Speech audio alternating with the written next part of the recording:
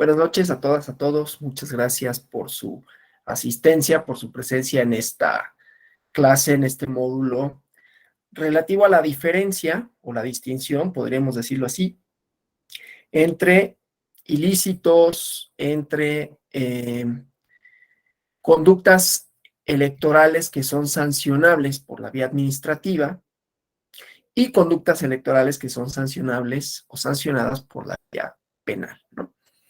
El día de hoy voy a dedicarlo justamente a la parte, digamos, teórica. Estoy sustituyendo a mi compañero, el doctor Marco Antonio Pérez de los Reyes, que por motivos de agenda, aunque el otro día que no dice así, pero ya se me olvidó cómo sí se dice, entonces voy a decir por motivos de agenda, por motivos de sus actividades, no le es posible. Díganme si me escuchan bien, porque yo veo de repente que las imágenes se me difuminan, lo cual quiere decir que mi conexión no es óptima. Entonces, si dejaran de escucharme nada Se más, escucha entrecortado, doctor.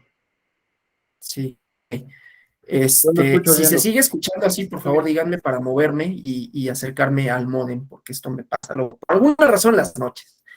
Yo digo que el módem está cansado, la computadora. Déjenme saber qué de una vez para no estar lidiando con eso. Entonces, se decía que vamos a hablar de las diferencias sustanciales entre delitos y sanciones administrativas o sanciones penales y sanciones administrativas para efectos de la norma electoral, ¿no? En la primer clase, en nuestro primer módulo, ¿no? Lo abordamos de alguna forma, porque yo les decía, no hay una lógica última para definir cuándo una conducta es delictiva y cuándo no, ¿no? O sea, es una cosa que tiene más que ver con, ya lo habíamos hablado, ¿no? Cuestiones de índole moral, cuestiones de índole histórica, cuestiones que tienen que ver con coyunturas específicas, con expectativas, ¿no? Vimos todas estas características de la norma como es, como una expectativa de que algo suceda y de que desde luego algo se resuelva a través de la norma, ¿no? O sea, la norma es expectativa en tanto contenido como solución, y a veces la solución, que es una solución que a mí me llama la atención que se piense de esta manera, o que haya quienes piensen de esta manera, que la criminalización es una solución para un problema, pero así sucede.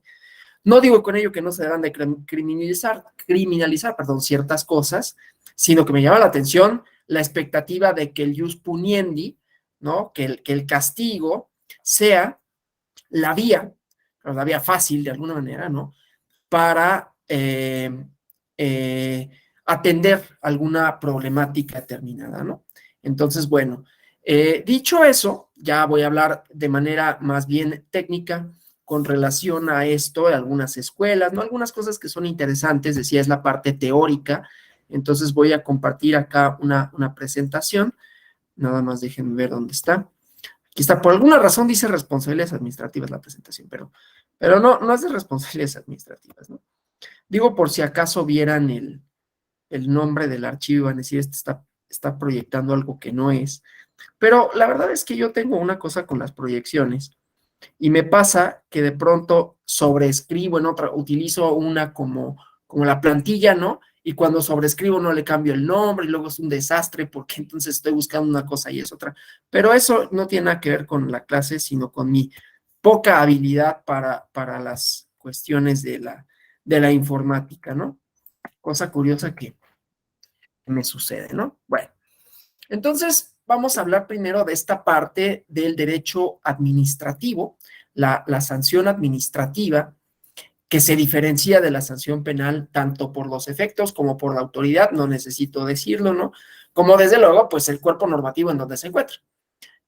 No es una obviedad que yo diga, pues es que los delitos están en los códigos penales y las sanciones administrativas no, pero comparten la idea de que el Estado ejerce el poder punitivo de una manera y de otra, ¿no? Más contundente para efectos penales. Pero bueno, entonces hablemos como consideración previa de las infracciones y sanciones administrativas y cómo han surgido un poco, ¿no? Y qué escuelas hay alrededor de esto. Las ideas del derecho penal, derecho administrativo y la intensidad de las perspectivas de cada uno.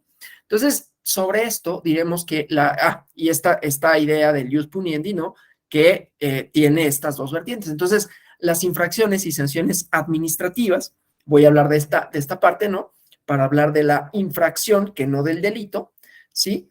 Han planteado desde el punto de vista dogmático problemas, ¿no? Discusiones que se han extendido pues, ¿qué será? Por un siglo, por ahí, sin que todavía tengamos una respuesta satisfactoria que nos permita explicar su naturaleza jurídica de la sanción administrativa. Los fundamentos jurídicos, constitucionales, desde la teoría de la Constitución, ¿no? Que permitan sostener la existencia de este poder punitivo que cae en manos de la administración. El alcance, el contenido de de estos principios, ¿no? A los cuales se encuentra sometida en aspectos sustantivos y procedimentales, de manera tal que hay quienes sostienen una distinción entre la pena penal o dentro del castigo penal, la administrativa y la disciplinaria, ¿no? Y esto constituye ciertos problemas, ¿no? Tanto prácticos como teóricos, porque no se puede advertir con esto que ya habíamos hablado de por qué una conducta es criminal y otra no, no hay una respuesta, o sea, no es, y esto lo digo en varios lados y por distintos motivos, ¿no? Pero cuando hablamos de esto, pues no es una ecuación en donde digamos, bueno, para criminalizar una conducta tendremos que despejar una o una serie de incógnitas y llegamos a un resultado cierto, no es así. Y entonces siempre será difícil no solo explicarlo, entenderlo, y el entendimiento va más allá del derecho, ¿no? Entonces, eso un tema que a mí siempre me gusta tocar, ¿no? Que es la insuficiencia del derecho, tanto para resolver, como para definir, como para explicar, ¿no?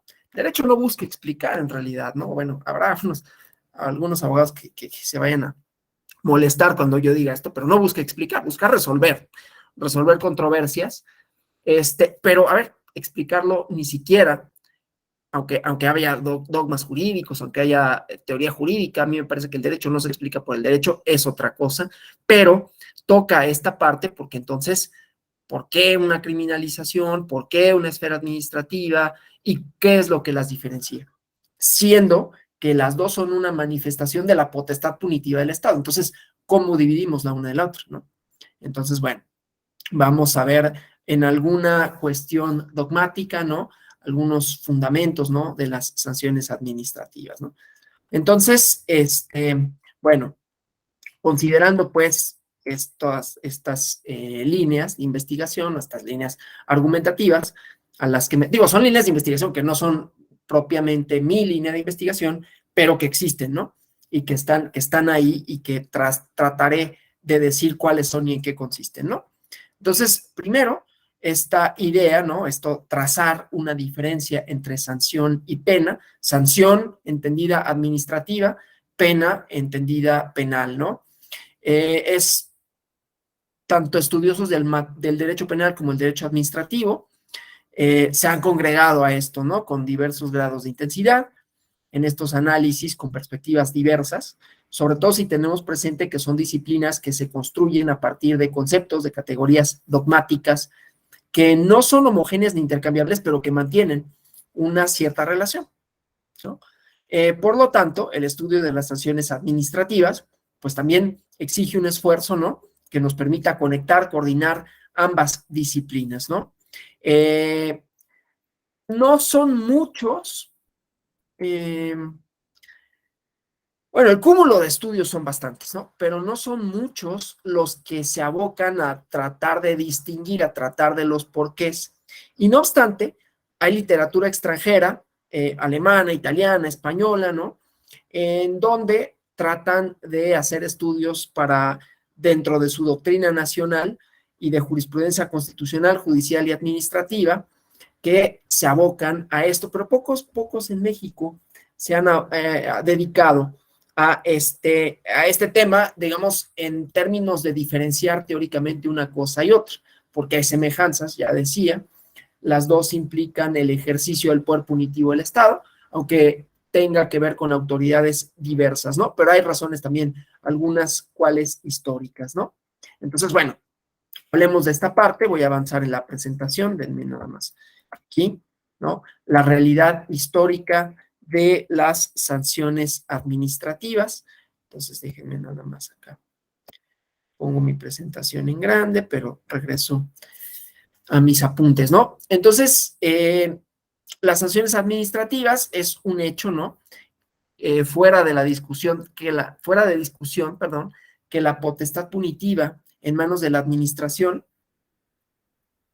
ha, de alguna manera, resistido ciertos cambios políticos, diversos momentos históricos, porque se mantiene con una intensidad creciente, ¿no? Hasta nuestros días.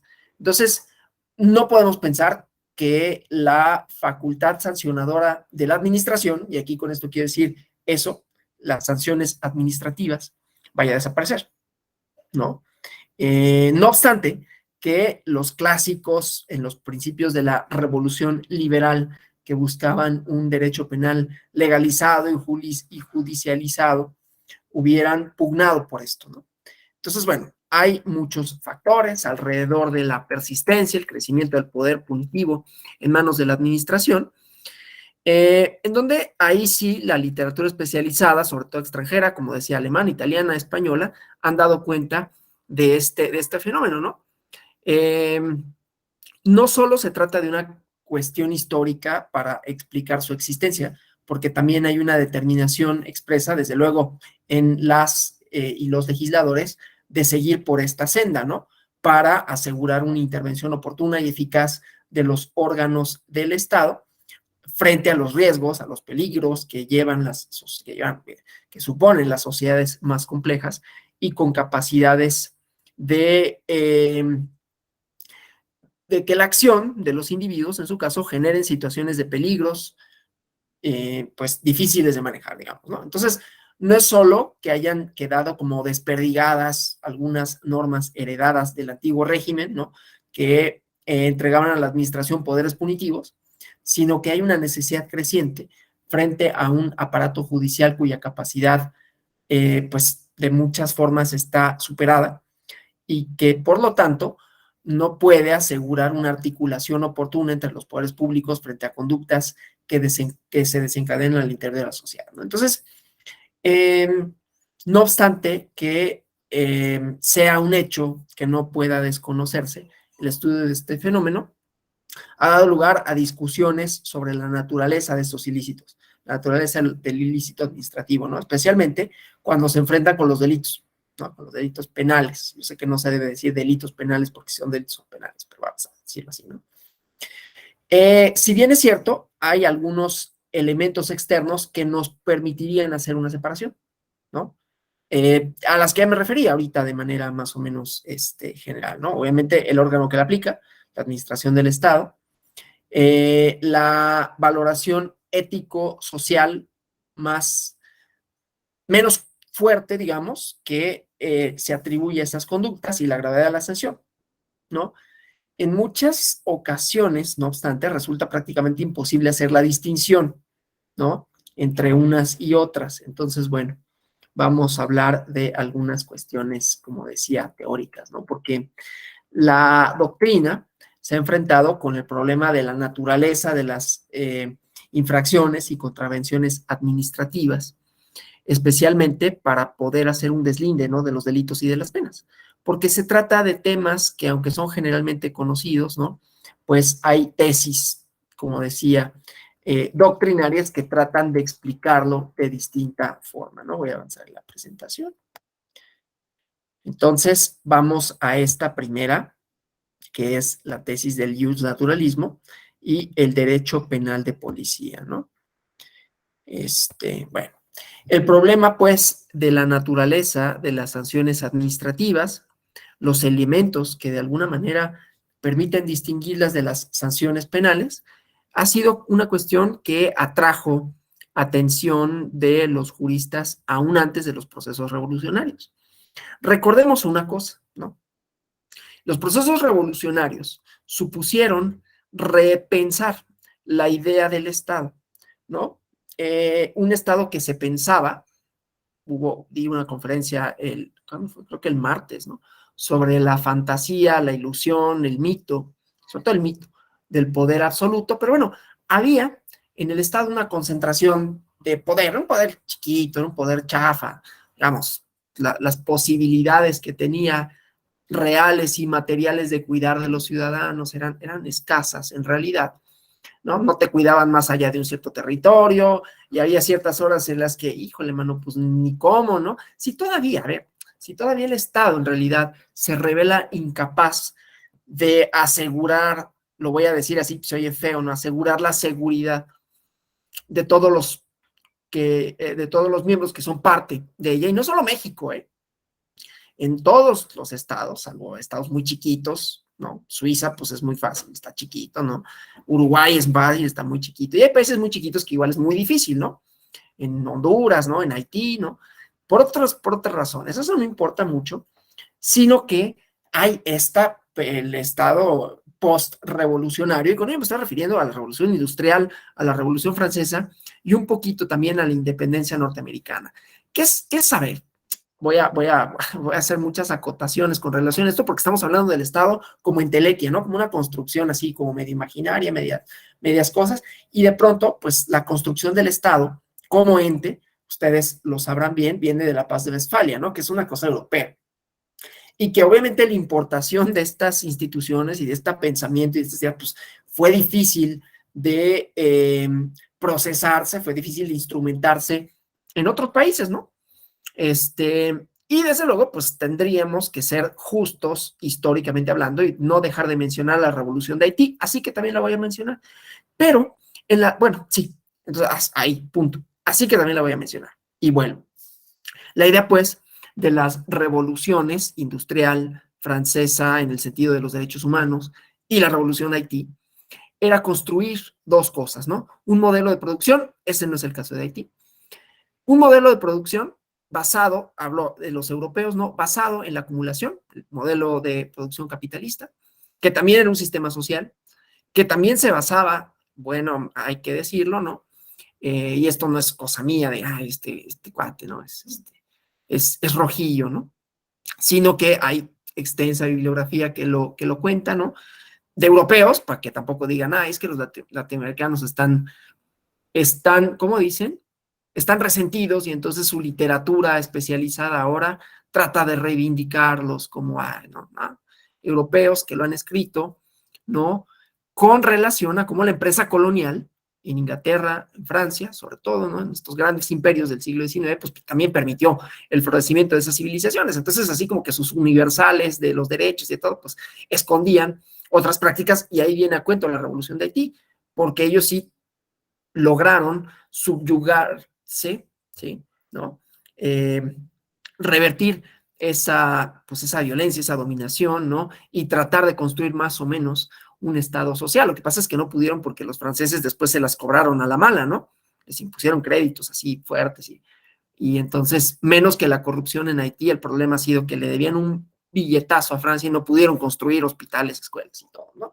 Pero bueno, el mito, hablando de esto, ¿no? Pues es que los franceses inventaron los derechos universales, ¿no? Tenía que ser los europeos, porque los blancos son los que tienen que salvar al mundo, ¿no? Como Superman.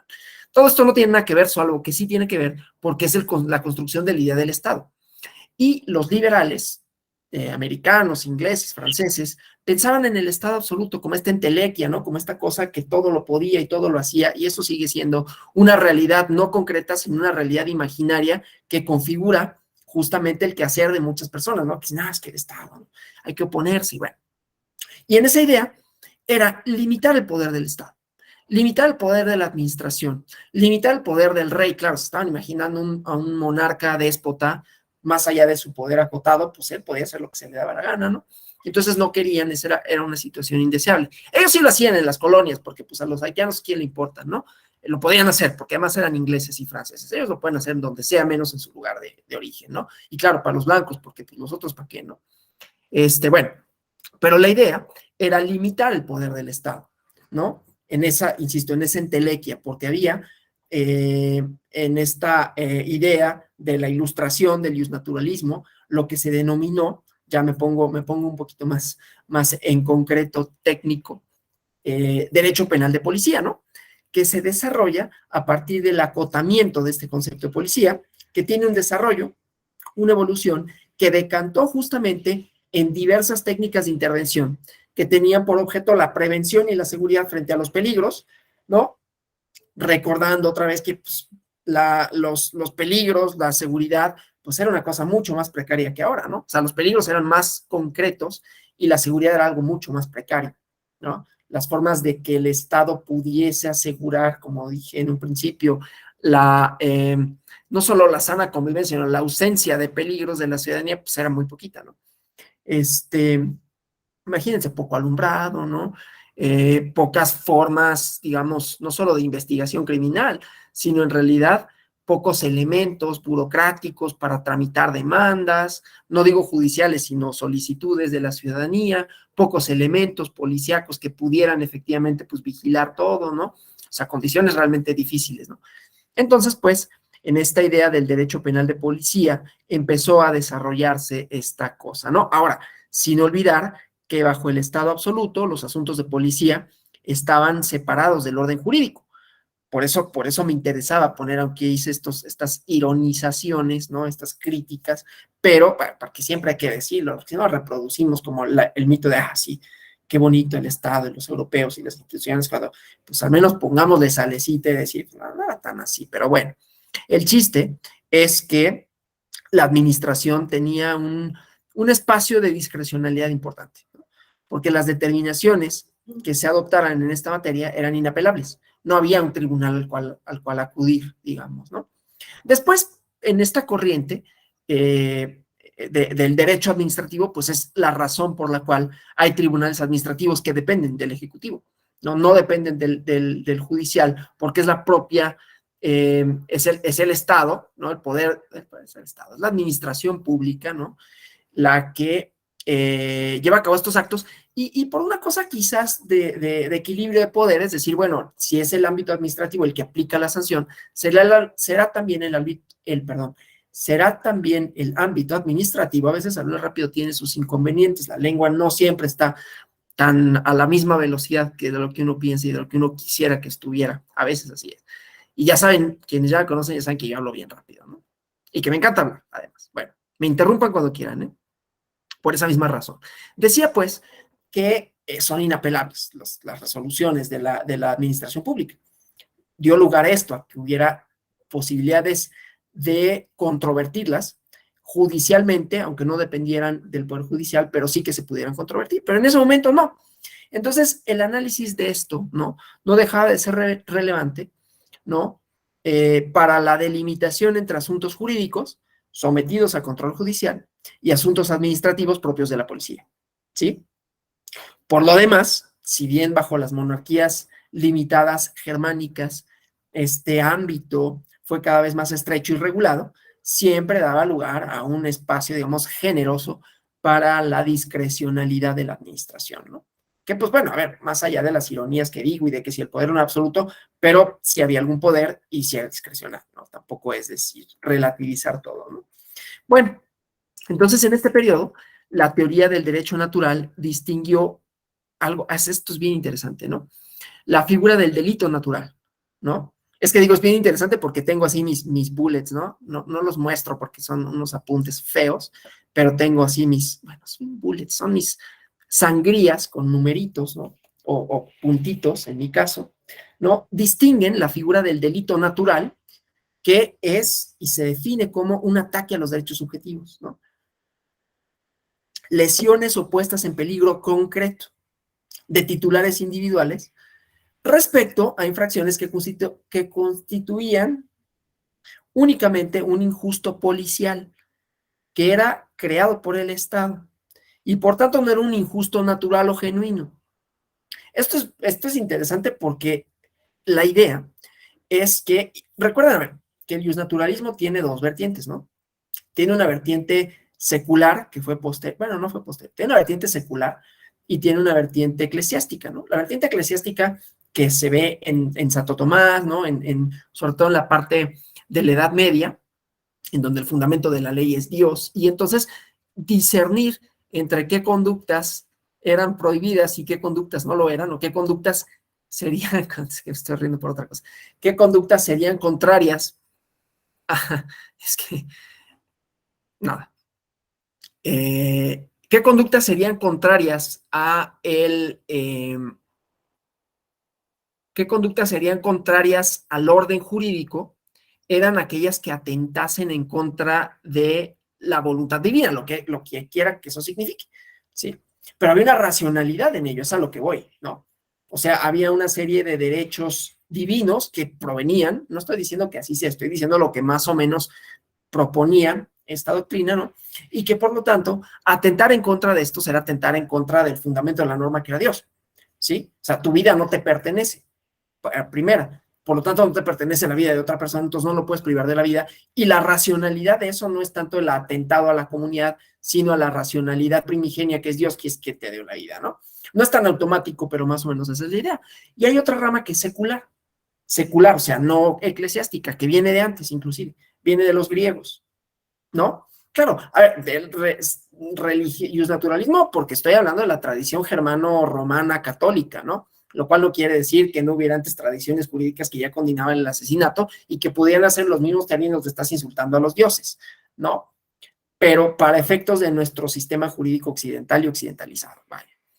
Bueno, y la otra parte, decía, la otra racionalidad proviene de la idea griega o grecolatina, pero más bien griega, ¿no? Socrática, platónica, en donde, pues lo mismo, ¿no? Hay la razón humana me permite discernir cuáles son las conductas que son debidas o indebidas, con base en mi convivencia con los demás, con base en que yo me pregunto, esta idea, ¿no? Socrática, mayéutica, yo me pregunto, yo cuestiono estas cosas que doy por sentado y hacen este examen, digamos, lógico para discernir cuál es el fundamento, ya no del ser, sino el fundamento del quehacer humano, ¿no? Y este quehacer humano, pues tendería a respetar a los, así o no, socráticamente hablando, pero desde luego esto se ha hecho extensivo, a las y los demás, a todas, a todos, a todes, y darles como una existencia común, ¿no? Bueno, y entonces cualquier cosa que atente en contra de esa existencia común, pues será un injusto natural, porque proviene de este discernimiento. Sin embargo, hay unos injustos, ¿no? Que luego a los penalistas les gusta decir así, ¿no? El injusto. A mí me gusta porque tienen un léxico así interesante luego, ¿no? Y entonces el injusto administrativo sería un poquito más artificial, ¿no?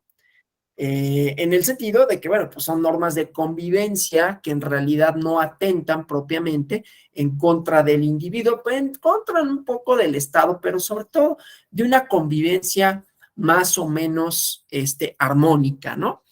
Desde luego no significa robar, sino significa pues no respetar, por ejemplo, un límite, ¿no? Un límite territorial. Significa no respetar las normas de tránsito.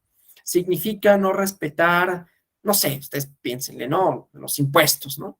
Claro, los impuestos pueden tener la vertiente penal y la vertiente administrativa, como lo electoral, lo democrático, ¿no? Claro, a veces aquí veremos si estas doctrinas son suficientes o no para explicar lo que queremos explicar.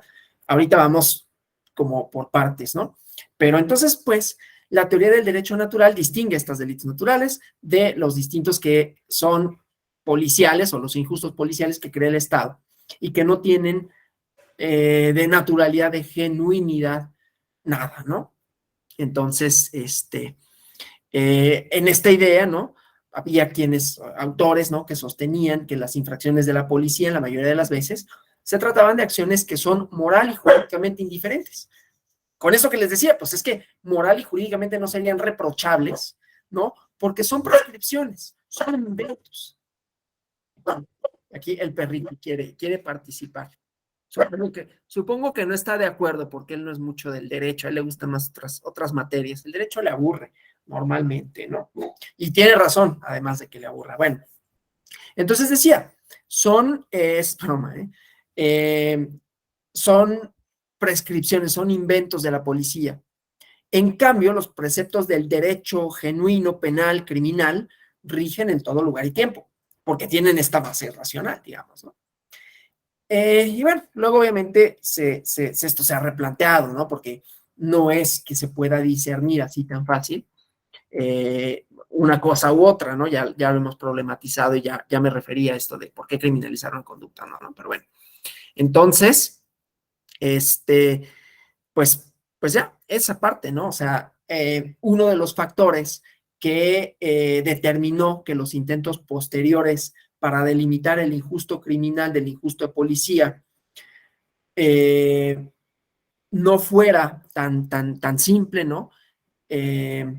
Fue que no eran necesariamente discernible distinguir el objeto, ¿no? O sea, supuestamente los delitos tendrían por objeto algo que es en y por sí mismo injusto, mientras que las infracciones de policía tendrían por objeto lo peligroso, pero pues desde luego, definir una cosa y otra es por sí mismo injusto, no necesariamente pasa la prueba de por qué, salvo algunas conductas.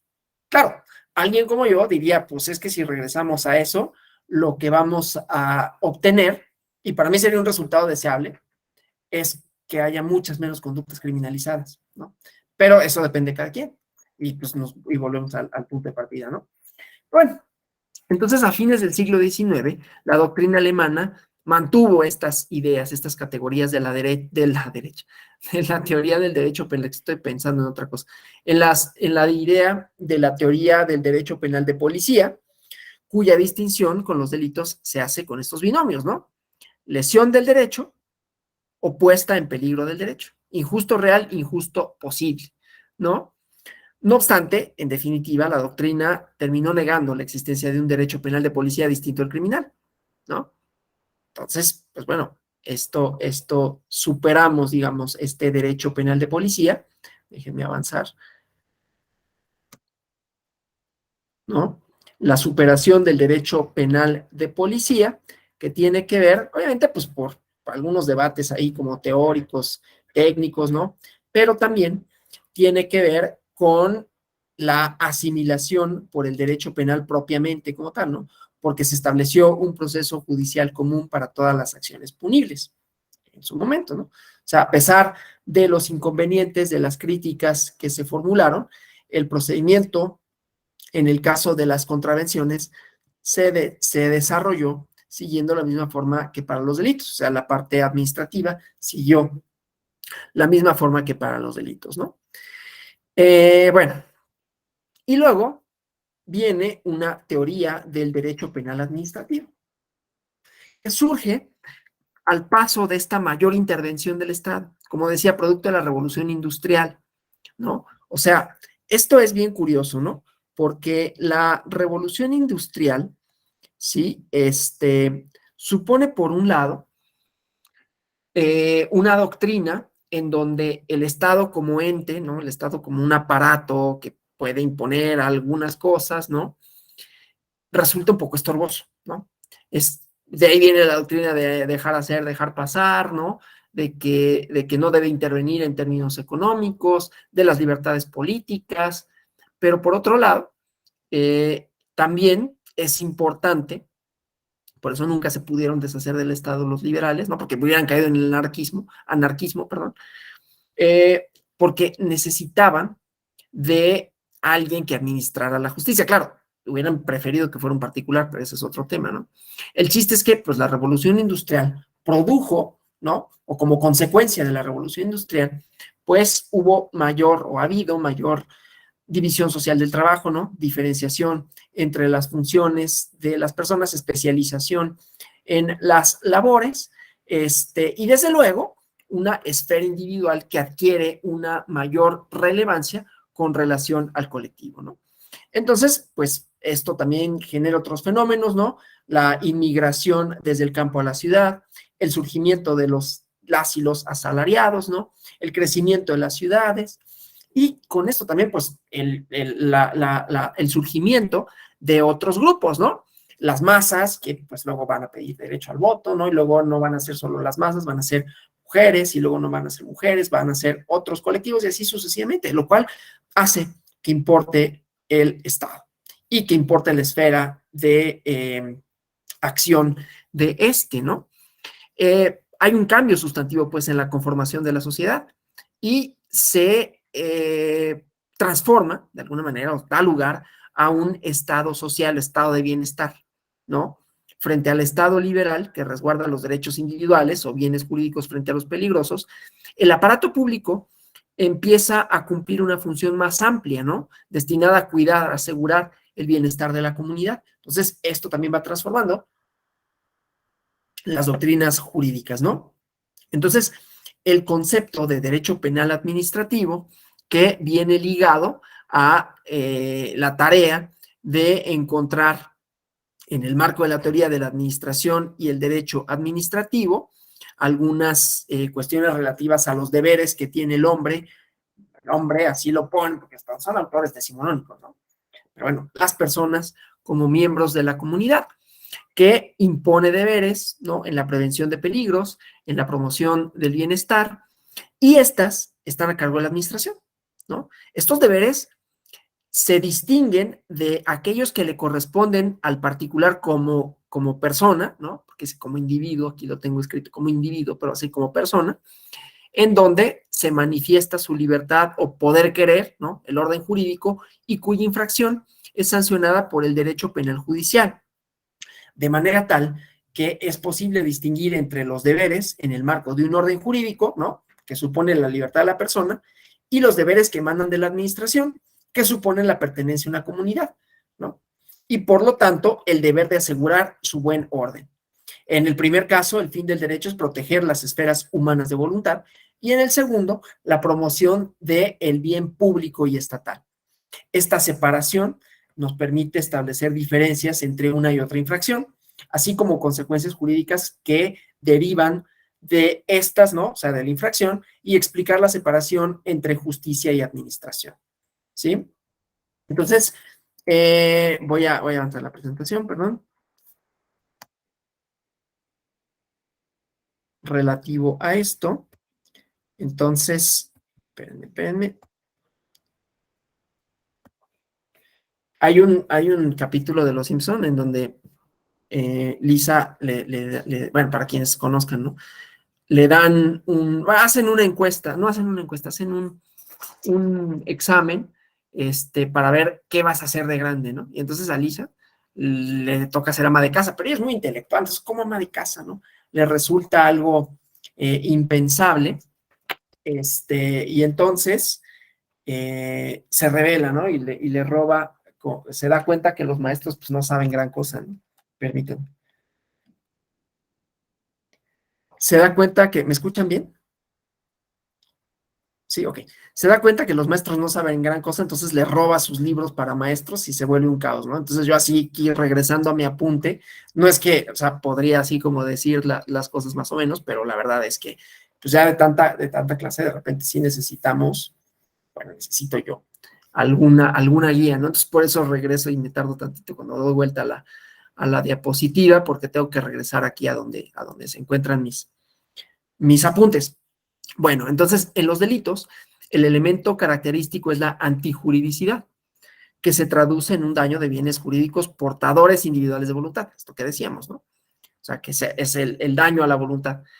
La violación, en cambio, en las infracciones administrativas, conlleva a una, ¿cómo decirlo? Si esto es una antijuridicidad, lo otro podemos decir antiadministratividad. O sea, no alcanzar un objeto o meta impuesto por la administración, como es el bienestar público. Claro, la administración, ahí volvemos, tiene manga ancha para decir qué es, ¿no? Pero entonces, esta antiadministratividad es la peculiar omisión del apoyo a la administración del Estado que tiene como finalidad promover el bien público, ¿no? No obstante esto, claro, esta separación no es absoluta, sino relativa, porque puede ocurrir bien que una infracción administrativa se convierta en delito, ¿no? Como consecuencia de elevar la forma de bien jurídico, ¿no? Determinados bienes públicos para mantener el orden jurídico. De esta manera, pues, separamos los bienes jurídicos separa esta doctrina en primarios, que son portadores individuales de la voluntad, y secundarios, que son medios para proteger bienes jurídicos primarios, ¿no? Moralidad, religión, salubridad, etcétera, ¿no? Entonces, este cambio de modulación depende de las concepciones locales y temporales. que es más o menos lo que yo les decía en la primera clase, ¿no? Pero depende de aspectos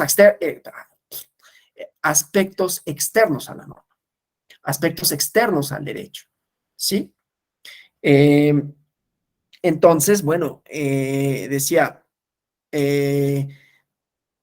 llegan al punto en esta teoría de señalar que existen pocos delitos jurídicos que no hayan recorrido el estadio de los delitos administrativos. O sea, muchas veces los delitos se vuelven delitos porque antes fueron infracciones administrativas, ¿sí? Y ya después era como muy problemático que solo fueran administrativas, ¿no?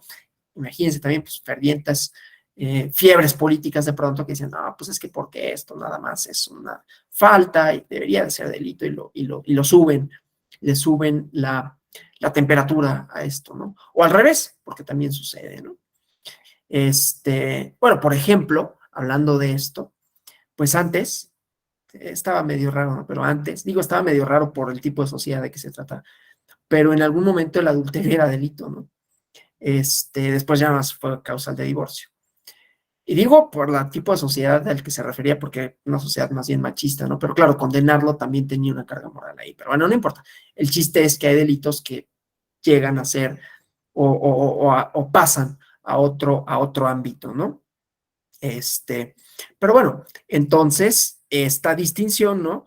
Esta modulación, que depende de cuestiones temporales, ¿no? Permite conceptualizar el derecho penal administrativo, ¿no? Voy a avanzar aquí para esto, ¿no?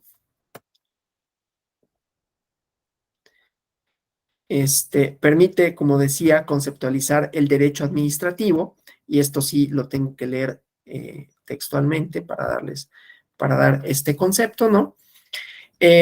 Donde dice, pues, que es el conjunto de preceptos a partir de los cuales la administración del Estado, a la que se ha confiado la promoción del bien público, enlaza dentro del marco de la autorización jurídica, en forma de preceptos jurídicos, consecuencias administrativas para quienes contravienen un precepto administrativo. O sea, administrativo, casi es tautológico. Bueno, más que tautológico, es autorreferente, ¿no? Explica por sí mismo. Pero bueno, hay otros elementos formales, ¿no?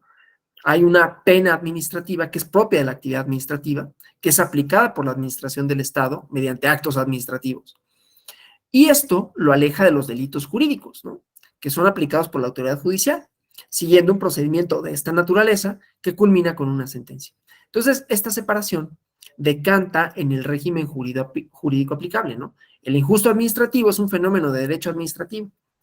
Además, es consecuencia de la omisión de la o el ciudadano en su deber de apoyo o de ser auxiliar de la administración, ¿no? Y además, la pena administrativa constituye un poder penal peculiar, digámoslo así, ¿no? Incluso originario de la administración, cuya aplicación o castigo no corresponde a la autoridad judicial. Sin embargo, ¿no? Podemos sostener que no debiera ser la administración misma la que debe aplicar estas sanciones, sino tribunales administrativos, ¿no? Para garantía de los ciudadanos. Pero bueno, lo que es cierto es que existen los tribunales administrativos, no para aplicar la sanción, pero sí para resolver la controversia que pueda suscitarse de esto. Bueno, el derecho electoral, por ejemplo, pues hay sanciones administrativas de diversa índole, pero están los procedimientos sancionadores y justamente es la autoridad judicial la que impone la sanción, ¿no? Por lo menos a nivel federal. Yo sé que a nivel de las entidades federativas hay todavía algunos estados, uno de ellos es Tabasco, no me acuerdo cuál es el otro, que todavía sustancian, el OPLE sustancia e impone la sanción. Pero bueno, esta es la idea de que cambia. Pero bueno, el chiste, pues, es que separar los ámbitos de derecho penal judicial o de justicia frente al derecho penal administrativo es posible si dotamos de elementos que permitan reconocer su autonomía, ¿no? Postulando, pues, que las contravenciones administrativas tienen que ser sancionadas por la propia administración, ¿sí? Bueno. Luego hay tesis, antes de pasar a esto, no hay tesis formalistas, ¿no?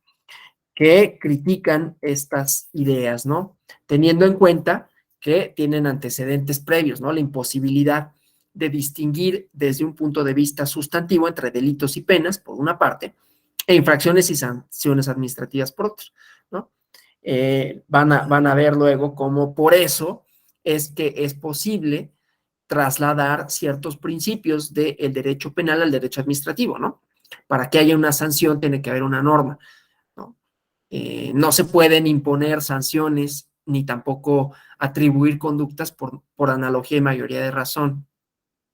A la sanción le tiene que corresponder una pena específica, ¿no? Tiene que haber una relación inequívoca entre una cosa y otra. Si no hay, entonces no puede haber una o la otra, ¿no? Bueno, entonces hay distintos exponentes, ¿no? Pero bueno, hay ciertos elementos, ¿no? Externos, digamos, de las infracciones administrativas. Primero, que es una potestad que se entrega expresamente por el legislador o la legisladora, que es quien configura el ilícito, determina la sanción y entrega su conocimiento y determinación en la administración. Claro, no es nada más que el legislador se siente y diga, bueno, esto va a ser administrativo o no, porque sabemos que la legislación tampoco funciona como un espacio ajeno, mucho menos la legislación. Digo tampoco porque el derecho no es así, más allá de la ideología jurídica contemporánea, pero bueno, ese es tema aparte. Pero en la legislación, pues mucho menos, ¿no? Porque la legislación no solo es producto de las elecciones y donde son personas, ¿no? Políticos que compiten por cargos y que dentro de esta competencia, pues ofrecen, no lo digo como si fuera un producto, ¿no? Pero bueno, hay una intencionalidad, hay una planeación, hay una serie de premisas que constituyen la plataforma política de cada uno, de cada partido político, que se materializan en legislación, ¿no? Y también los poderes ejecutivos tienen su agenda legislativa. Entonces, no es nada más que decir, bueno, pues es que es la voluntad del legislador, como si fuera una cosa, insisto, abstracta, aislada del mundo, ¿no? Pero bueno, el chiste es que en quien recae finalmente la potestad de definirlo, pues es en la o el legislador, ¿no? Además, está sujeta al régimen jurídico propio de la administración del Estado, que es el derecho administrativo. En su aplicación se requiere un procedimiento administrativo previo, al cual se debe sujetar cada una de sus etapas. Ahorita voy con eso, ¿no?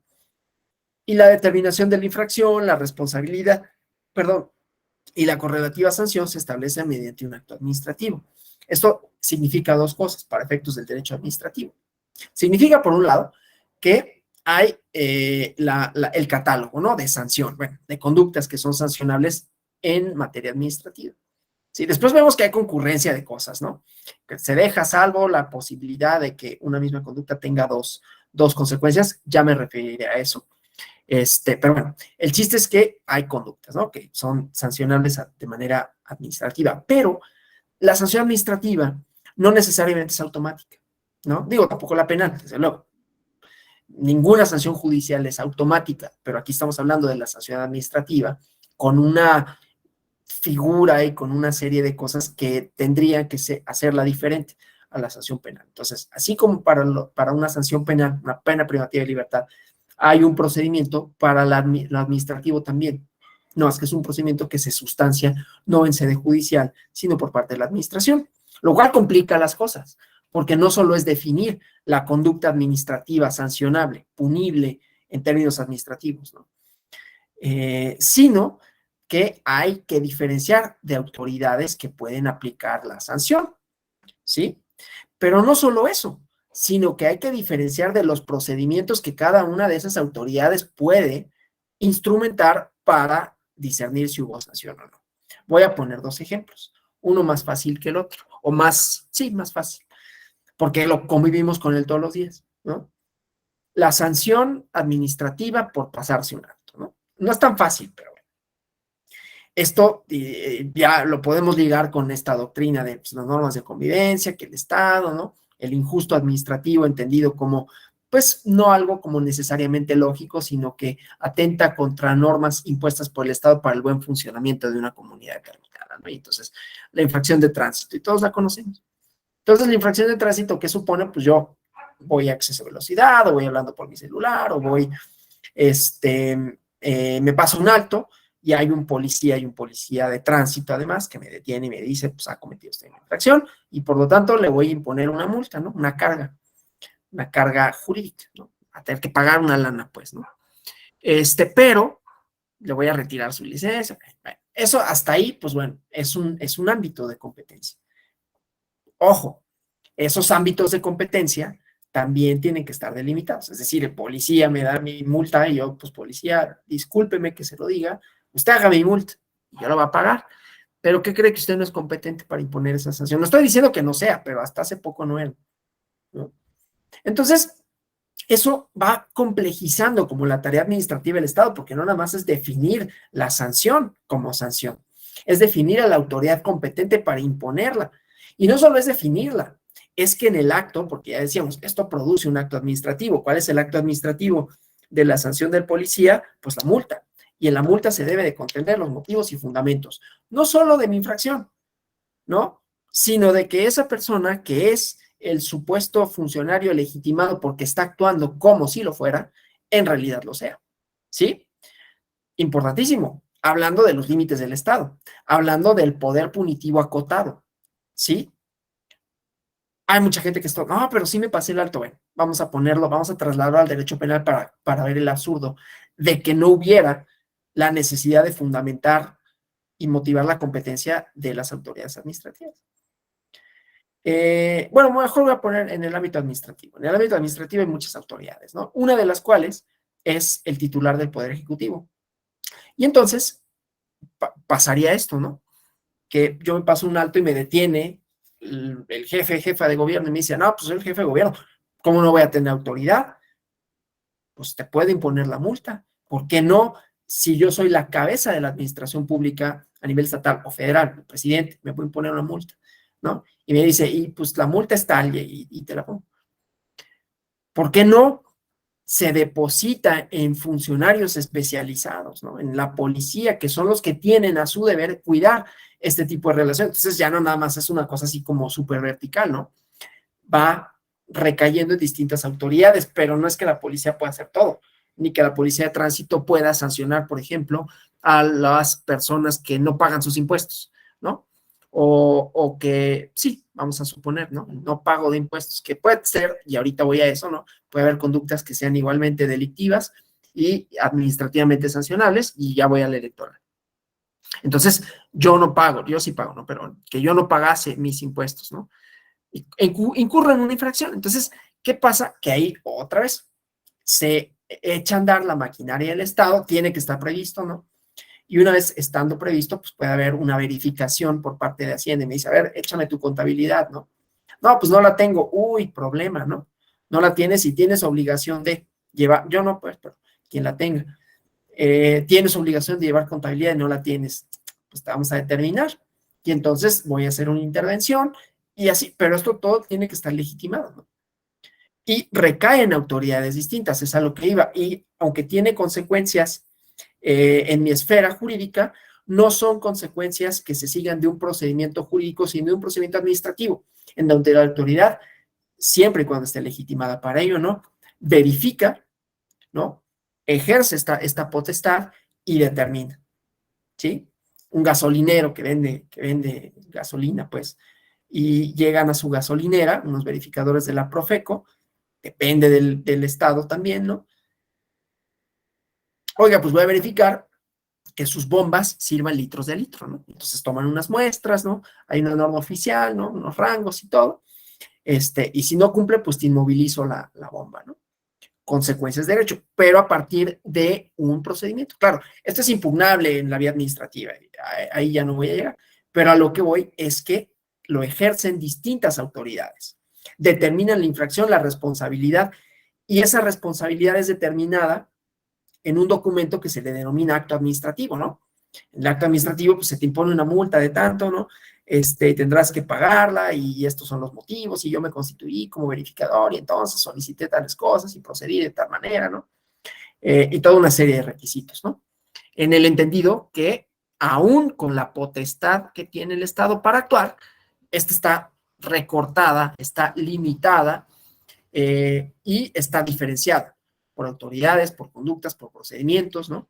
Hasta por tiempos, eso ya es otra cosa, pero es interesante, ¿no? Figuras tales como la caducidad, ¿no? La autoridad no puede revisar hasta cierto tiempo, caducan las facultades de la autoridad para hacer algo, ¿no? O prescribe, La prescripción prescribe el derecho para otra cosa, ¿no? No me voy a meter con eso, aunque me gustaría, porque me gusta mucho el derecho administrativo, pero bueno. Entonces, pues, hay estas índoles, ¿no? En el derecho electoral podemos también encontrar, así como decía, no necesariamente una conducta es solo de derecho administrativo, puede tener consecuencias para lo administrativo, para lo penal y para lo electoral, ¿no? En esta parte no habrá quien pregunte o a quien le surja la duda, oye, pero a ver, ¿cómo es que una misma conducta tiene consecuencias de derecho en ámbitos distintos? ¿Qué no se supone que no te pueden culpar dos veces por lo mismo? Pues sí, por eso es justamente que recae en esferas distintas. Entonces, hay la posibilidad, y ahorita voy a ejemplos de derecho, de que derecho electoral, de que una misma conducta tenga consecuencias administrativas, penales y electorales en sentido estricto. Voy a determinarlo, ¿no? La sanción ya hasta ahorita queda más o menos claro. La sanción administrativa como sanción administrativa. Ya irán viendo lo de la sanción penal, que esa pues es la sanción penal, pena privativa de libertad.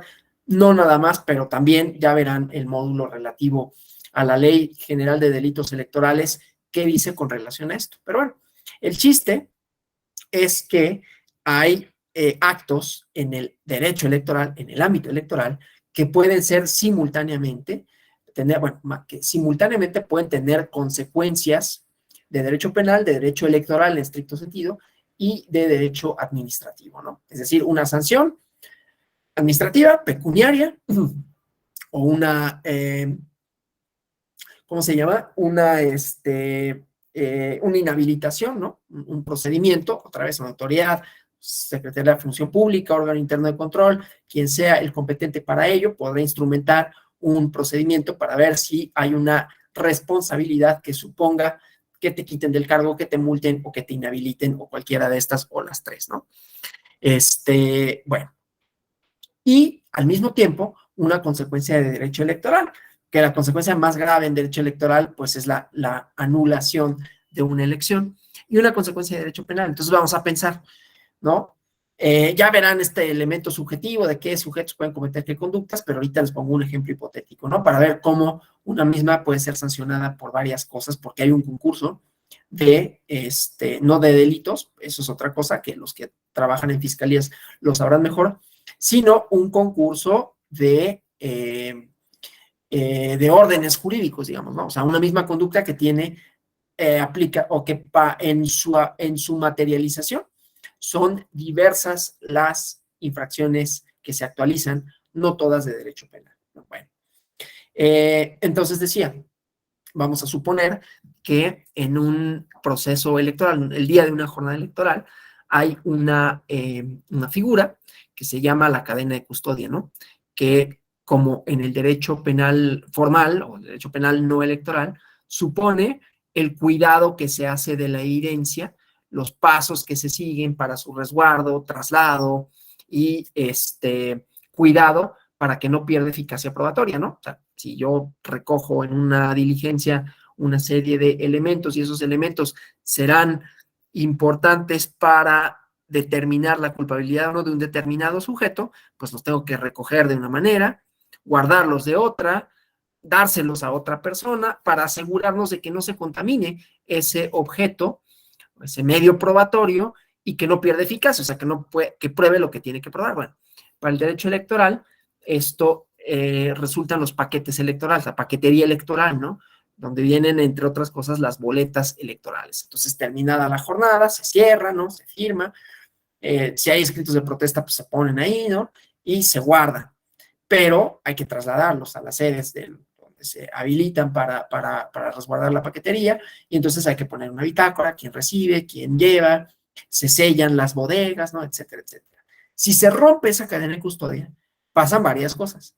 Quien la rompe comete un delito, ¿no? O sea, si yo altero, yo no, pues, pero agarras un paquete, lo abres, lo sacas, ¿no? Y ya no se puede saber, pierde eficacia probatoria para efectos de un recuento, ¿no? ¿Qué pasó? Se vulneró esta evidencia. ¿Qué era lo que mostraba esta evidencia? Pues el número de votos depositados aquí. Eso por sí mismo es un delito. Pero imagínense que yo fuera, además de todo, funcionario electoral, ¿no? Pues eso ya es otra, bueno, perdón, funcionario público, ¿no? no sé, cualquier funcionario público que usted se imagine.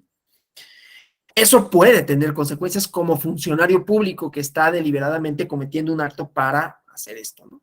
Entonces, dentro de mis funciones, yo tenía acceso a este material y lo destruí, lo alteré.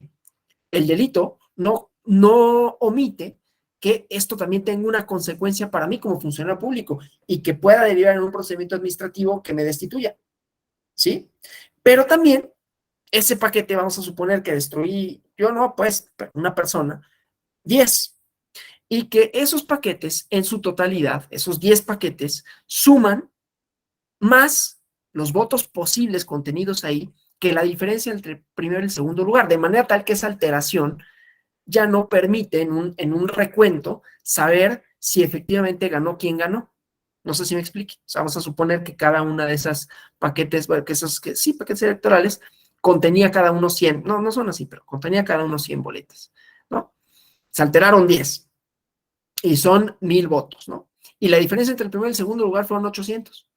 Entonces, ya esa alteración no podríamos saber, porque hay una probabilidad, baja como sea, de que todos esos votos tengan o sean para un mismo partido, candidato a candidato. Entonces ya no se puede determinar con precisión si esos resultados son fidedignos o no. Entonces podría caber la anulación. Entonces, como ven, un mismo acto, aunque es reprochable para una persona en lo particular y con consecuencias de ilícito administrativo y de derecho penal, que puede derivar también en una consecuencia electoral en ese sentido, ¿no?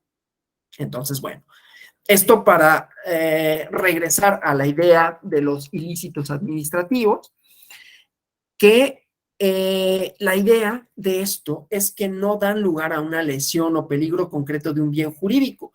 En este caso en específico, hay una conducta indebida por parte de un funcionario público. Eso se tramita por la vía administrativa.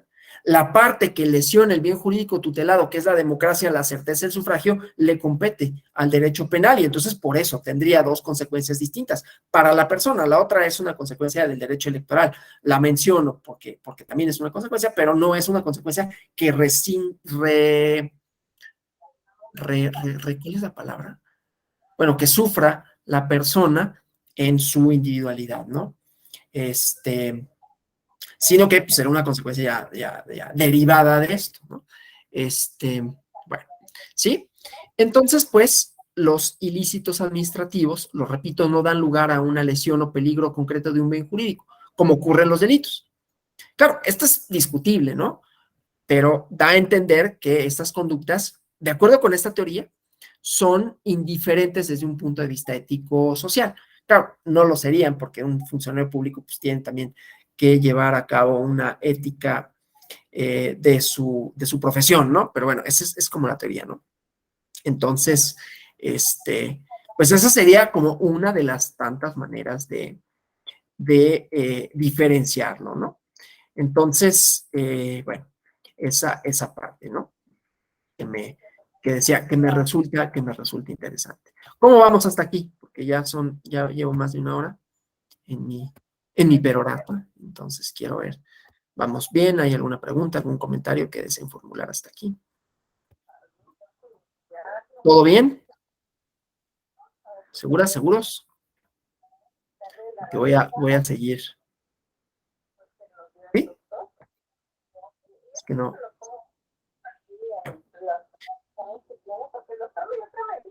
No sé si por ahí alguien abrió su micrófono o me está preguntando. A ver, permítame.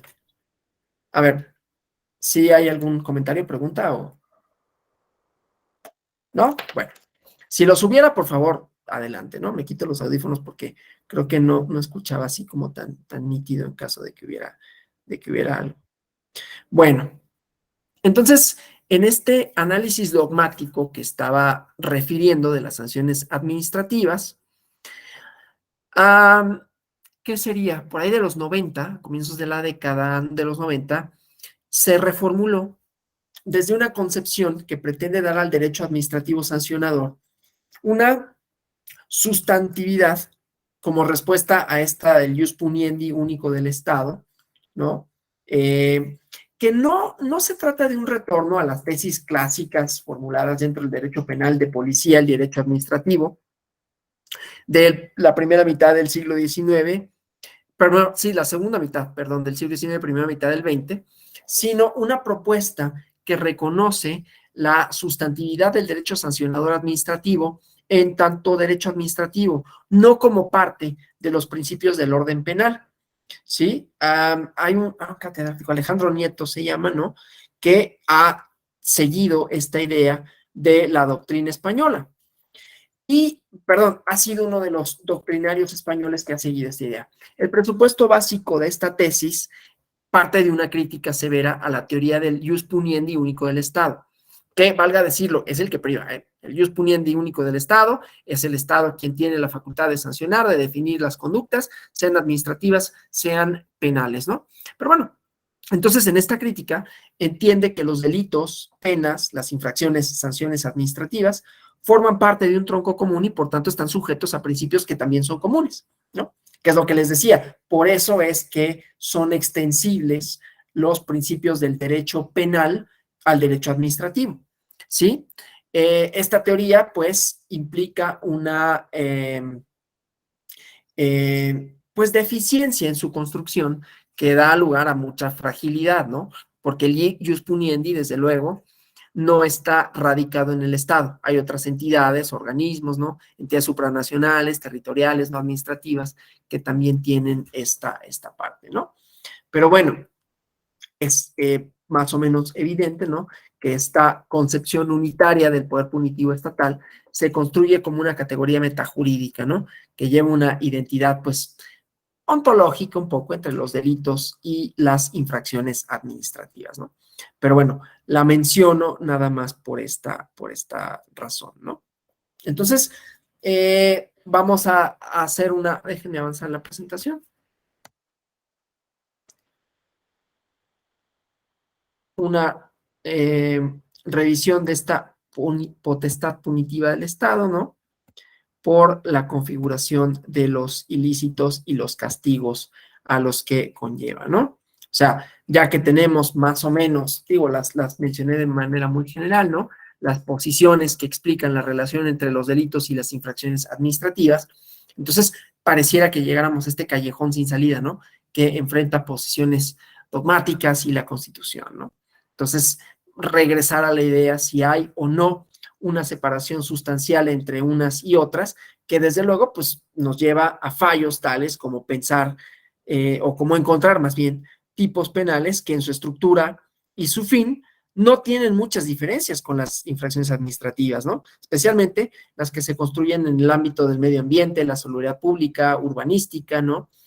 Bajo ciertas formas de peligro abstracto, ¿no? Porque entonces ya no sería tan discernible con estos medios, como decía la razón y así, ¿no?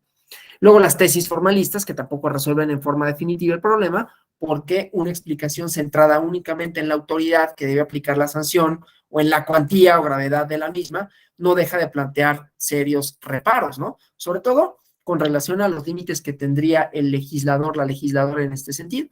Y esta posición, además, se muestra un tanto aséptica, ¿no? Frente a concepciones valorativas, éticos, sociales, pero implícitamente sí emplea criterios cualitativos, ¿no? La imposibilidad de aplicar penas privativas de libertad por la vía administrativa, que las multas administrativas, que estas son diferencias, ¿no? Las menciono, porque eso es importante, ¿no? La vía administrativa no puede aplicar penas privativas de la libertad. Hay arrestos, ¿no? Arrestos administrativos que no pueden durar más de 48 horas, 48, 72. Bueno, ayúdenme ustedes, sabrán, porque ahorita se me fue si el máximo para un arresto administrativo, que esa es una cosa interesante, ¿no? A veces la pena administrativa hay un derecho de conmutarla y decir, no, no te pago, arréstame, ¿no? No más que eso es un problema, pero creo que son 48, a ver, creo que ya tenemos aquí la respuesta. 36, miren, estaba yo viéndome muy, muy punitivista. 36 horas, no sé por qué. Anteriormente eran 48 o dije una barbaridad. Nunca han sido 48. Porque está en la Constitución. Entiendo que está en la Constitución, sé que está en la Constitución, pero ahorita no sé por qué pensé en 48. ¿Será que estoy pensando en la 72 del término penal para declarar la situación jurídica de las personas, no? Sí, en el MP son 48. Sí. Bueno, bien, gracias. Entonces, 36. 36 contra 48 que tiene el MP. Hasta 15 días. ¿La sanción administrativa o la facultad penal perdón, la idea de declarar la situación jurídica del imputado? Digo, no me sorprendería que hubieran sido 15 días en materia administrativa. Sí, es que es esto, es la acotación, decían, es la acotación del poder punitivo también en cuanto hace a las medidas, pero bueno, en principio el arresto tiene otros efectos, ¿no? Tiene otros efectos de los que tendría la privación de la libertad como consecuencia penal, ¿no? Pero bueno, entonces, en la doctrina moderna, el problema tiene que ser analizado desde la perspectiva del derecho del Estado, considerando funciones y deberes que el ordenamiento jurídico le impone, instrumentos necesarios para cumplir esta función, ¿no? Entonces, la posición que tiene el Estado frente al ser humano, frente a las personas, que es de servicio, ¿no? El deber de promoción del bien común, la integración armónica de todos los sectores de la nación, que le impone la Constitución, ¿no? Y exige, entonces, que la administración deba adoptar todas las medidas, bueno, el Estado en realidad, ¿no? Todas las medidas y ejercer todas las atribuciones que el ordenamiento jurídico le confiera para cumplir con el rol de conformación social que corresponde a sus valores y bienes constitucionales, ¿no? Estas exigencias han llegado a un crecimiento exponencial frente a una sociedad que se vuelve más compleja, ¿no? Ya lo había mencionado, desde la Revolución Industrial, llegando a lo que se denomina, y yo les recomiendo que lean, estaba medio loco, pero era bien interesante, Ulrich Beck, un sociólogo que hablaba de la sociedad del riesgo, ¿no? Y eran distintos los riesgos y las formas. Un día daré una conferencia sobre eso, sobre la sociedad del riesgo, porque es bien interesante y también desde el punto de vista jurisdiccional de qué hace el derecho ante esto, ¿no? Crisis climáticas, migraciones masivas, incapacidad de los estados para dar cabida, para garantizar derechos, ¿no? Las tecnologías que avanzan a un ritmo imparable, ¿qué hacemos, cómo legislamos? Entonces, todo eso, ¿no? Pone en riesgo no solo a la civilización como civilización, no solo nuestro modo de vida, sino nuestras relaciones sociales, ¿no? Bueno. Entonces, esto, pues, demanda una intervención decidida del Estado, ¿no? Mediante acciones oportunas, eficaces, ¿no? Que muchas veces, desde luego, no están ni en la naturaleza, dinámica, ritualidad propia de los procesos judiciales y que, por lo tanto, exige que tal función la lleven a cabo los órganos administrativos, ¿no? Dejando para una segunda fase el control jurisdiccional. Entonces, esto coloca a la actividad judicial en una función subsidiaria, especialmente en lo que se refiere al derecho penal, ¿no? Respondiendo a la idea de que la represión criminal tiene el carácter de última ratio, ¿no? Frente a las otras medidas que puede adoptar el Estado para satisfacer y proteger determinados valores y bienes constitucionales, ¿no? Sin embargo, una mayor sensibilidad y valoración de determinados bienes vitales, ¿no? Que miran la sociedad en su globalidad, han hecho que conductas que provocan una amenaza cierta o posible, atentando a las mismas, ¿no? Exijan no solo una represión por la vía administrativa, sino también por la vía penal. Nunca falta, a ver, perdón, voy a cerrar la ventana, nunca falta el vecino.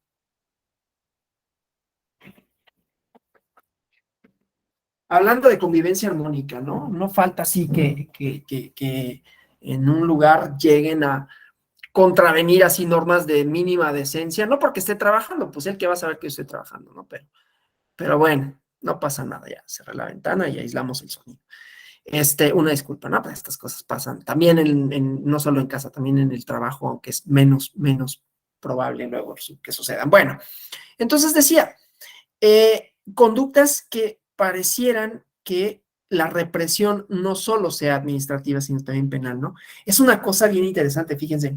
Les recomiendo, digo, para hablar de cómo la vía administrativa y también expectativas y todo, hay un libro que se llama Visionarios y Pragmáticos, escrito por Antonio Zuela de la Cueva, quien en su momento fue procurador ambiental hace muchísimos años, era Zedillo presidente. Pero escribe este libro desde una perspectiva sociológica, pero como justamente el ámbito del derecho va no quisiera acaparando, pero bueno, va regulando ámbitos que antes no estaban regulados, ¿no? Justamente la transformación de expectativas de la sociedad, cuando el medio ambiente se convierte en un tema de interés y entonces se juridifica, ¿no? El derecho empieza a pronunciarse con relación a esto, ¿no? Y desde luego, después ya de un apéndice a visionarios y pragmáticos sería todos los delitos que ya hay en el ámbito ambiental, ¿sí? Que esto, o sea, se vuelve insuficiente que haya solo pronunciamientos administrativos por razones de convivencia, por razones de peligrosidad, por razones de qué tanto podrían poner en riesgo una cierta convivencia y entonces pasan al ámbito penal, ¿no? Entonces, esto es una idea que se denomina derecho penal en expansión, ¿no?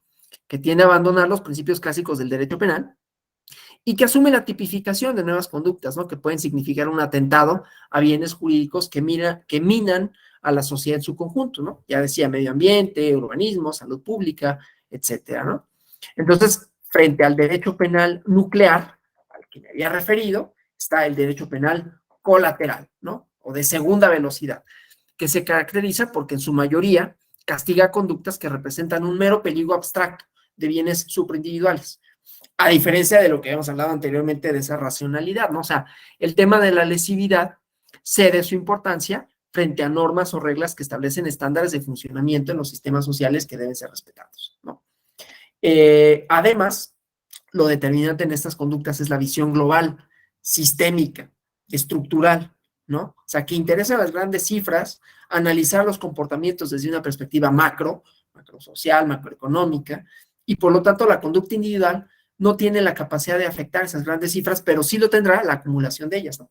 La idea, por ejemplo, está definido internacionalmente ¿cómo se llama esta? La delincuencia organizada, ¿no? Que bueno, es una modalidad de comisión del delito, no es que hay un delito que la delincuencia organizada, pero de todas maneras, ¿no? Tiene estos elementos que afectan, supuestamente, ¿no? A bienes, a valores macro, ¿no? Entonces, o en materia tributaria, ¿no? Una evasión no pone en peligro a la hacienda pública, pero el efecto sumativo, ¿no?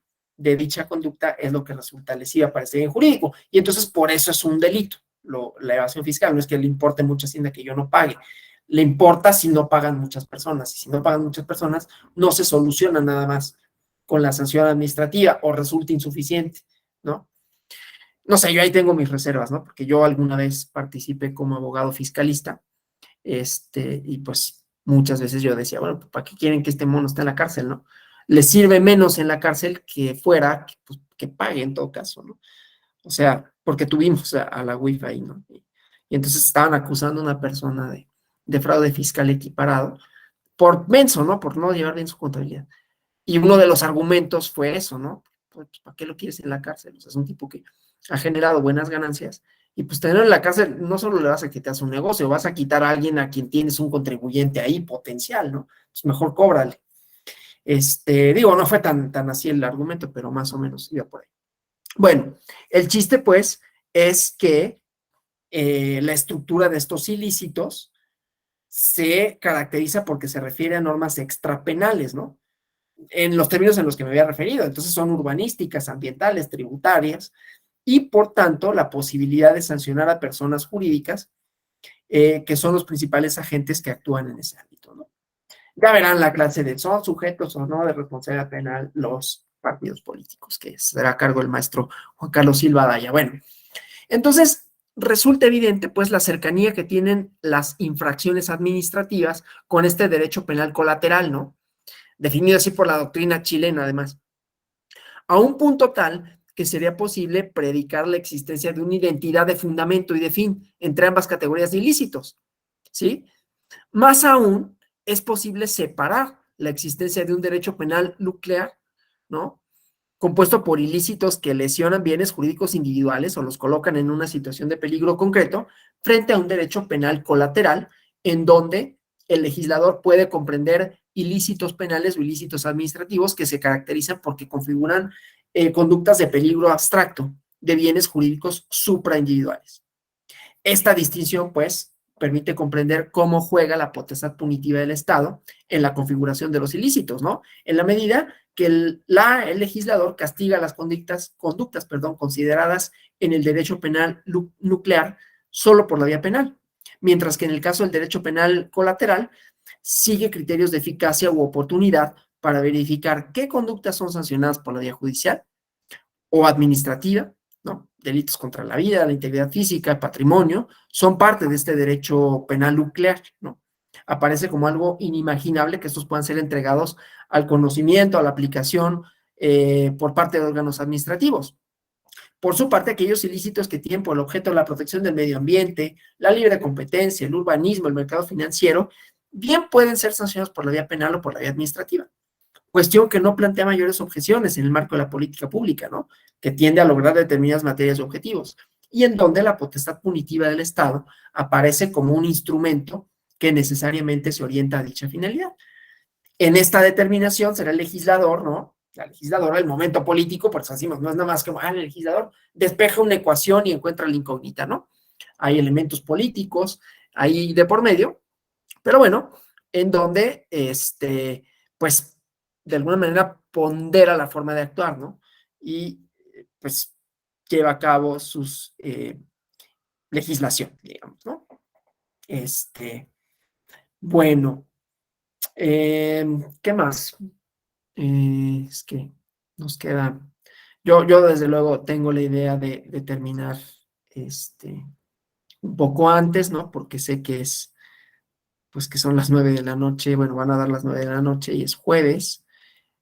Bueno, cualquier día es difícil terminarlo, sobre todo para ustedes. Bueno, la sanción administrativa, entonces, ya decía, es una cuestión que tiene que ver con una parte teórica, la diferencia entre la sanción administrativa y la sanción penal, ¿no? El estudio de las infracciones administrativas, su relación con el derecho penal, ha planteado siempre discusiones en torno a la naturaleza, a los elementos que permiten distinguirla de los delitos, ¿no?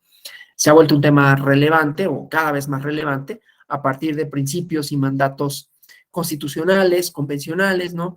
Que reservan a la competencia de los tribunales de justicia el conocimiento, la resolución de las medidas represivas que pueda adoptar el Estado frente a los particulares y que necesariamente implican una limitación o restricción de derechos fundamentales, ¿no? Este tema se hace aún más difícil de analizar frente a un crecimiento exponencial de las potestades punitivas de la administración, que encuentra su fundamento en una realidad más compleja, producto de cambios sociales, decía, más acelerados, pero que no deja de, pues, de tropezar, ¿no? Ante los principios constitucionales, ante la forma en que debe ser comprendido el problema desde puntos de vista dogmáticos, ¿no? Entonces, el análisis de la cuestión, desde las formulaciones naturalistas en el periodo del Estado-policía hasta nuestros días, pues nos lleva a sostener que no existe una diferencia ontológica de ser, de sustancia, entre las sanciones penales y las sanciones administrativas, ¿no? Que ambos, pues yo les dije, oye, era la parte teórica en este sentido, ¿no? O sea, teóricamente es difícil diferenciarlas, no obstante, ya van a haber conductas en particular, pues, ¿no? Mañana y elaboraciones en torno a esto. Ambos son instrumentos con los que cuenta el Estado en su función de conformación social en el marco de protección y resguardo de determinados valores y bienes constitucionales, democráticos, legales, ¿no? Entonces, se debe entender que estamos frente a mecanismos represivos que nuestro ordenamiento pone a disposición del Estado para cumplir su función, pues, constitucional al servicio de la persona humana y de promoción del bien común. Pero para su ejercicio, el primer paso que debe de dar el Estado es, pues, por medio de la ley, ¿no? El principio de legalidad como un elemento común e ineludible en la determinación de los ilícitos y las penas. Lo siguiente es determinar si el castigo o represión de estas conductas se realiza por autoridad judicial o por autoridad administrativa.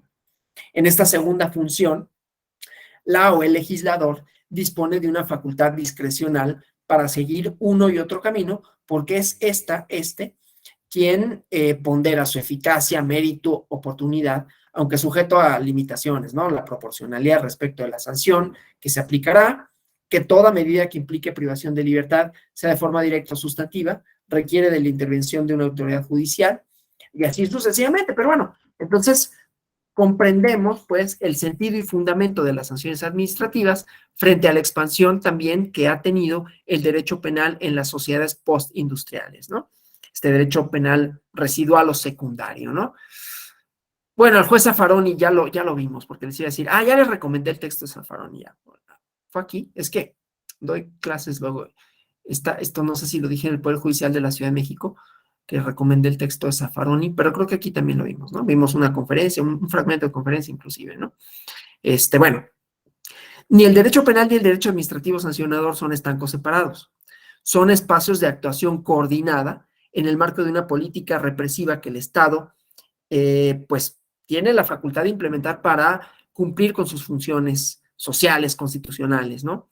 Existe un espacio que es propio inherente del derecho penal, en donde la administración no tiene cabida, este derecho penal nuclear. Pero también existe otro ámbito en donde la eficacia en el actuar del Estado no se asegura con la intervención de la administración, sino que requiere también la participación del Poder Judicial mediante sanciones de mayor gravedad, que es el derecho penal colateral, ¿no? En este espacio es donde juega la sanción administrativa y comienza su relación dialéctica con los procesos penales. Para terminar, no existen delitos por naturaleza ni infracciones administrativas que tengan un contenido u objetivo que sea exclusivo e inherente a las mismas. Ambas son manifestaciones del poder del Estado que tiene para reprimir determinadas conductas, ¿no? El ius puniendi, sujeto a determinados límites constitucionales en donde la proporcionalidad es un elemento esencial. Ahora sí, preguntas, comentarios. ¿Todo bien?